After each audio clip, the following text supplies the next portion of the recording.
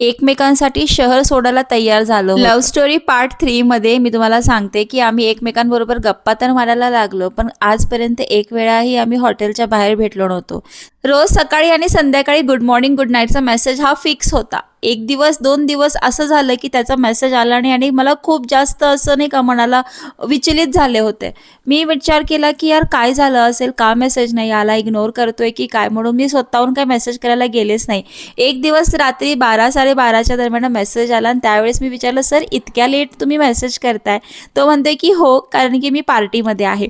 आणि इतक्या लोकांमध्ये त्याने माझ्यासोबत जवळपास बराच वेळ मेसेजवर गप्पा मारल्या आणि आम्ही प्लॅनिंग केला की आपण भेटूया.